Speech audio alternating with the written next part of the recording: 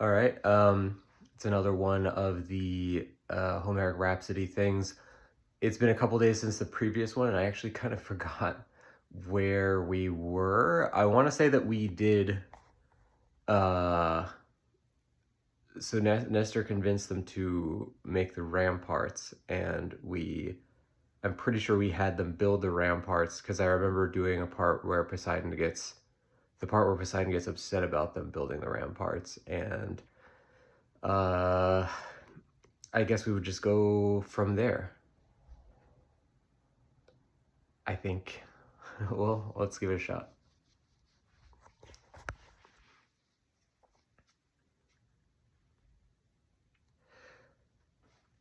And so, having quelled the concerns of the great shaker and encircler of the earth, the Lord of Lightning, Cloud Gatherer, returned to his seat on Mount Ida to watch as the armies assembled. The Achaeans drew up in droves, all leading their men to that place on the battlefield where they were gathered in tight formations, all silent. You would hear the braying of a single bird or a falling of a small piece of wood that touched the ground. Such was the quiet and discipline of those Achaeans. And from the Scaean gate, Hector and Aeneas and Paris and Deiphobus and many of those captains and allies of Troy led forth the many hosts that were to fight alongside those native-born Trojans, each speaking a different language, none fully able to communicate with each other, but through the captains who led them, and all wailing at the top of their lungs with the harsh cries of their homelands, each one having a different war cry unique to their peoples, and all melding together into one giant din, like cranes who circle above a boat on the ocean on which they can see fish and viands that they want to fly down and take. That baying of seagulls, so rampant in the ears of sailors, multiplied 100-fold, were these Trojans and Lycians and Dardans who fight close hand to hand. And thus the two armies had met each other. And no time was spent waiting, but Hector, that man of the flashing helm, prince of Troy, and that golden city that it represents, he took up his giant spear and he hurled it forth straight into the lines of the Achaeans who were standing and waiting, and all raised their shields before they had moved forth into the field. But that spear was not to be quelled. The power and might of furious Enyalius was behind it, and its fury went through the bronze-plated shield of that Achaean Thestor, whose father had the foresight and ability to read entrails, and in his future he had read for his son death at Troy, and forbade his son to go to the battlefield.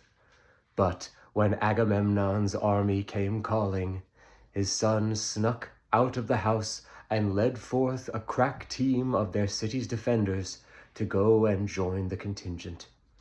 And so ended was his fury and his might, his first act as an adult man, spent on the battlefield, dying before he could achieve glory. And thus the battle was begun. Thestor, that friend and dinner companion of Locrian Aias, had fallen right near to his friend, and those Locrians saw and were furious at this killing of their friend, they stood over the body as Trojans poured forth around them. For all those contingents of Troy had begun flying forth toward the Achaeans, who stood in defense as Hector's unexpected spear had flashed into their midst. Thus the Locrians stood over that body of Thestor and fought off all who would oppose them, though they were not skilled in hand-to-hand combat, but went forth but with slings and long-ranged weapons, light armored only. Yea, they would have fallen into the dust if Locrian Aias had not called upon his comrade in arms, that Aias of Salamis, the giant Ajax, who was like in name and in heart to his friend from Locris. And he spake to him, Aias, you are my battle companion. Come now and help me to protect Thestor, who had come from a city not far from Locris, and brought forth his small contingent. But great was he in my heart, and we should fight to keep his body and his armor unspoiled from these overweening Trojans who look to take it from him. My men do not specialize in hand-to-hand combat, or I would do it myself. But you know that the heart in myself and all of our men holds strong, and we will provide strong support for you from behind the lines. And thus Aias and his Salaminians rode forth on their heels, running toward that body of Thestor. And he, with his giant 8-layered shield, like a tower standing from neck to feet, went forth and smashed the shield into the ground, vibrating the earth, and all the men around quivered to see that thing and hear its thick and dense ring as it hit the dust of the earth. Aias, with strong defense right in front of that body of Thestor, fought like a wild thing, like a mountain lion whose cub has been taken from it by hunters, and who comes into the folds and into the house area of the hunters themselves, not paying any attention to the spears and such that rage around him. She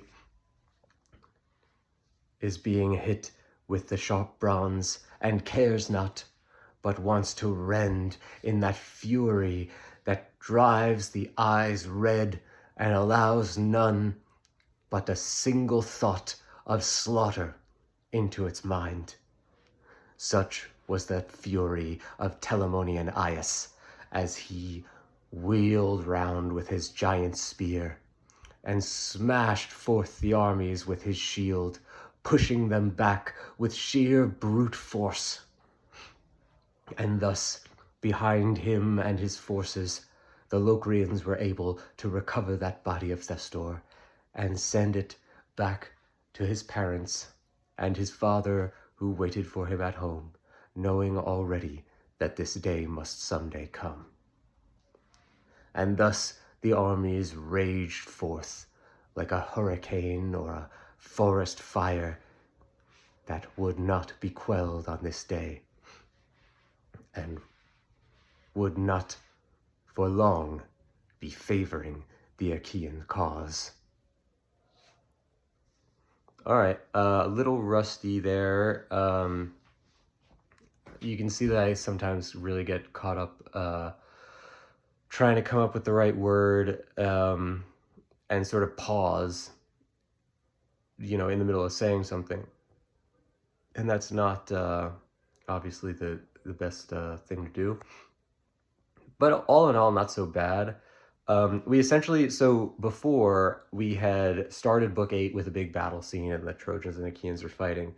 And then I realized that I forgot to put in a bunch of important plot points, which is that we needed the Achaeans to, the Trojans to sue for peace sort of. That's fine, but the more important thing is that they asked for the burial of their dead, and that the Achaeans would then have an excuse to build their rampart. Um, Even if the Trojans didn't sue for peace or ask for the burial of the dead, we at least needed the Achaeans to build the wall, and I couldn't think of a way to do it, where in my previous version, Hector had already made camp for no reason outside the Achaean camp. There not being a wall, he had no reason that he probably couldn't just smash right into the camp. But so I went back and in one of these rare instances, like, didn't keep going with the story, but revised my version of what's known in the modern era as Book 8. And so we did all that, and we got them to make the rampart, and now we're back into the battle scene. And it was a decent... So there's two... I made a nice little epitaph for Thestor, whoever... that's my character. I don't know if who he is in the regular Iliad. But I used one of the stories of one of the guys whose father can see the future, and he knew that his son would be killed at Troy, but he went anyway. And then I came up with this whole thing about Locrian and Aias fighting over him, with an interesting situation, because there's a few moments in the Iliad where a weaker man needs to fight to protect a corpse or another soldier, but knows that he's not strong enough, and he needs to call in reinforcements. Like when Menelaus later in the story will be fighting over in a couple of different situations and needs to call in support, and there's a few times when it happens. But I thought it was interesting. It was just off the top of my head to do it with Locrian and Aias. I could have had it be a friend of, the giant Ajax, Telamonian Ajax, and then it would have just been directly that he was fighting over the corpse. But it kind of added an interesting little wrinkle to it, that Locrian and Aias was fighting, who in the regular Iliad, it's stated that the Locrians they came with slings, like we've been playing Troy Total War, and you can see the slingers class. It's, they're just guys with, it's not like a slingshot like we think of, but like you spin it, and it's got like a thong that, like trebuchet, you're throwing a rock from it. And that was like a really effective weapon, ranged weapon at the time. But they're obviously not made for close combat. So Locrian and Aias is stated as being pretty good at close combat, but his men are not. And so I figured it would be interesting to have, them do their best to protect the guy for now, and then Telamonian and Aias would have to come in and like help to fight them back. And there's a lot of interesting imagery that can be used with the shield of Aias or Ajax. I had him like slam it into the ground. Kind of like in, I want to say it's in Dark Souls, one of the guys has like a big giant tower shield that he like slams into the ground. And I think it's the Mirror Knight is what I'm thinking of. And he puts the thing on the ground, and then it's a big mirror, and like somebody comes through it, like from another dimension or something. It's pretty cool.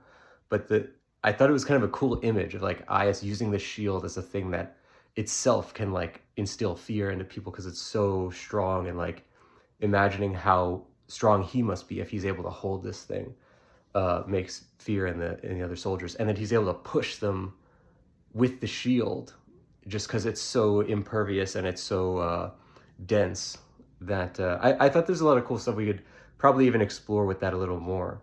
But yeah, it all in all, not the smoothest like performative instance, but I thought I had a few pretty cool story ideas for this one.